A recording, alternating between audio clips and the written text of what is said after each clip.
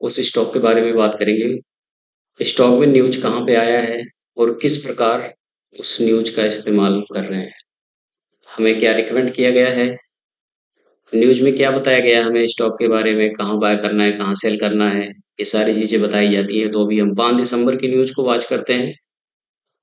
तो आइए देखते हैं 5 दिसंबर की न्यूज को। स्ट्रैटेजी समझाकर क्विकली दर्शकों को समझा दें खबर क्या है, कैसे इम्पोर्टेंट है ना। पहली चीज क्या हो रहा है वो समझिए। वोडाफोन पीएलसी आज अपनी 3% स्टेक जो है उनके पास वोडाफोन आइडिया में इंडस टावर में वो बेचेगी। ठीक है, करीबन 2100 करोड़ रुपए के आसपास की ये ब्लॉक डील है। ठीक है, ये 3% स्टेक आज उनकी बिकने वाली है और जो जिस प्राइस पे उन्होंने रखी है मार्केट प्राइस के आसपास ही कोई खास डिस्काउंट पर नहीं है। 2700 करोड़ की ब्लॉक डील है और 343 से 358 की रेंज रखी है और आपको बंदी ऑलरेडी 355 के आसपास 60 के आसपास ही हुआ है। तो इंडस टावर ज्यादा डिस्काउंट पर नहीं है। तो पहले तो ये समझिए इंडस टावर में ब्लॉक डील है, वोडाफोन पीएलसी बेचा है। वोडाफोन पीएलसी कौन है? वोडाफोन पीएलसी है वोडाफोन आइडिया का एक प्रोमोटर। अब ये 2700 करोड़ आएंगे, इसका करेंगे क्या भाई साहब? एक खबर और देखिए आ जाइए, वोडाफोन आइडिया में प्रमोटर 2000 करोड़ रुपए डालेंगे। प्रमोटर कौन है? या तो बिरला जी है या वोडाफोन है। आइडिया के दो प्रमोटर, सरकार के पास भी 33% हिस्सेदारी पर वो प्रमोटर नहीं है। ठीक है, ये प्रमोटर का मतलब नहीं हमेशा बिरला जी पैसा डाले। ये जो 2700 करोड़ आ रहे हैं टैक्स में से काट कूट के ये 2000 करोड़ रुपए करीबन वोडाफोन पीएलसी डालेगी वोडाफोन आइडिया में। वहां से पैसा लेके इधर डालेंगे, बहुत अच्छी बात है। इस पैसा के वोडाफोन आइडिया क्या करेगा? वोडाफोन आइडिया को मोटा मोटी 3,500-4 हजार करोड़ रुपए चुकाने हैं इंडस टावर को लोन के, जो बाकी है पहले उनके। ये 2000 crore Vodafone idea Indus tower को दे देगी। ये आपका 2000 पकड़ो। तो इंडस टावर के लिए फायदा क्या है? दो फायदा है। एक, इनका लोन वोडाफोन आइडिया पे कम हो जाएगा। ठीक है, दूसरा कैश बैलेंस बढ़ जाएगा और तीसरा मार्केट के लिहाज से जो सेलिंग प्रेशर अब तक वोडाफोन आइडिया पे हमेशा ये बना रहता, इंडस टावर पे हमेशा बना रहता था वोडाफोन पीएलसी बेचेगा स्टेक बेचता रहेगा, वो आखिरी वो खत्म हो जाएगा। तो आज सबसे ज्यादा कमाल अगर कोई करेगा Indus tower, number 2 Vodafone idea भी, क्योंकि उसके लिए भी एक तरह से प्रमोटर से पैसा आ रहा है, डेट कम हो रहा है। तो ये दोनों स्टॉक है। इसीलिए इंडस टावर में खरीदारी करने की राय 351 के स्टॉक लॉस के साथ 368, 375, 382 3 टारगेट के लिए, और अगर 2-3% तक ऊपर खुले तब तक भी खरीद सकते हैं। बहुत ज्यादा गैप से खुल जाए फिर तो क्या करेंगे देखेंगे तब लोग।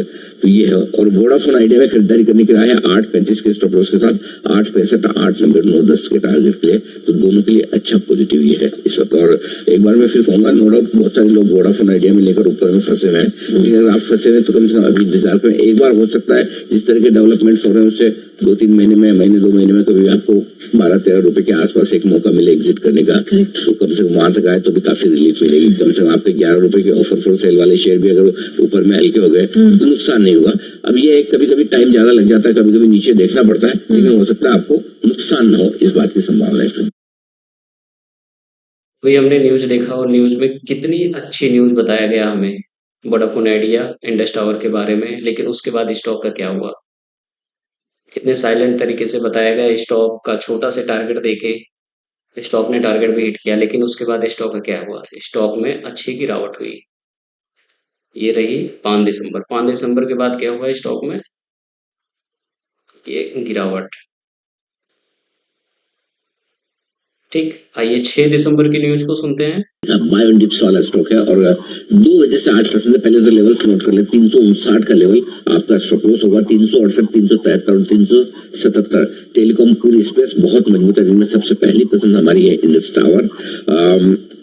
2 चीजें, एक आज जेपी मॉर्गन की तरफ से रिपोर्ट भी आई, उन्होंने ओवरवेट की रेटिंग रखी और 520 का लक्ष्य दिया। दूसरा, कल जो ब्लॉक डील में हुई फंड के नाम आए जिन्होंने खरीदारी की है वो भी बड़े तगड़े और मजबूत लॉन्ग ओनली फंड्स दिख रहे हैं। तो दोनों के लिहाज से आज डे 2 खरीदारी का माहौल बन सकता है।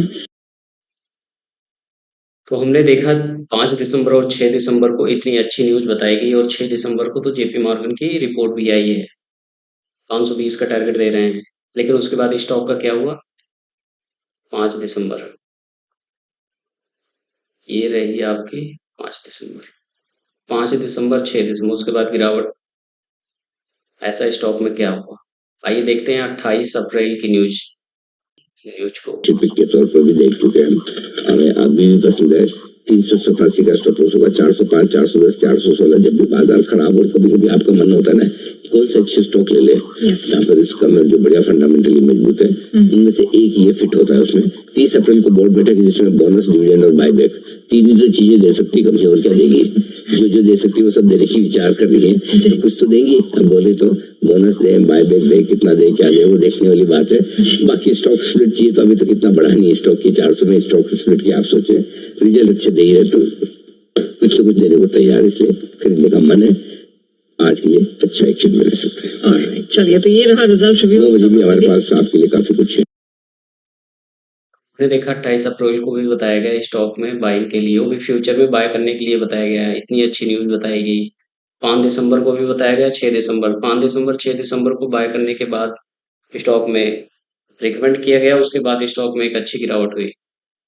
ठीक है, अगर वो रिकमेंड करना था हमें, यहाँ पे क्यों नहीं किया गया? ये 2 दिन ये यहाँ पे क्यों नहीं किया गया? इतनी अच्छी ये रैली थी। ये हमारा 14 से 15% का मोटे मोटा रैली थी। यहाँ पे रिकमेंड नहीं किया गया, लेकिन हमें बताया कहाँ जा रहा है, बताया हमें यहाँ जा रहा है 360 रुपये। 360 रुपये पे हमें बताया जा रहा है।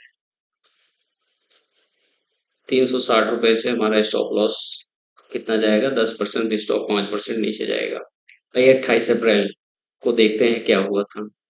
28 अप्रैल 28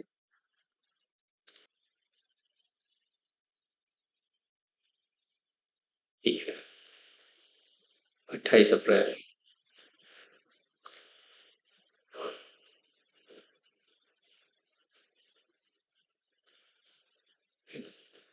28 अप्रैल को हमें स्टॉक को इतने अच्छे बताया गया, सब कुछ बताया गया, उसके बाद में गिरावट।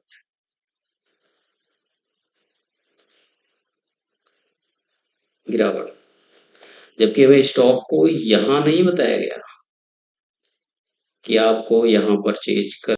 टॉप पे 3 बार फ्यूचर में बाय का रिकमेंड किया गया। तीनों बार टारगेट तो हिट हुए, लेकिन छोटे टारगेट, स्टॉप लॉस से कम टारगेट थे।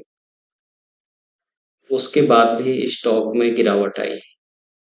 तो हमें देखना चाहिए स्टॉक में कहाँ न्यूज आ रही है और कैसे आ रही है, कब आ रही है, कहाँ पंप एंड डंप हो रहा है, और स्टॉक में किस प्रकार न्यूज आ रही है, रिटेलर को किस प्रकार फंसाया जाता है।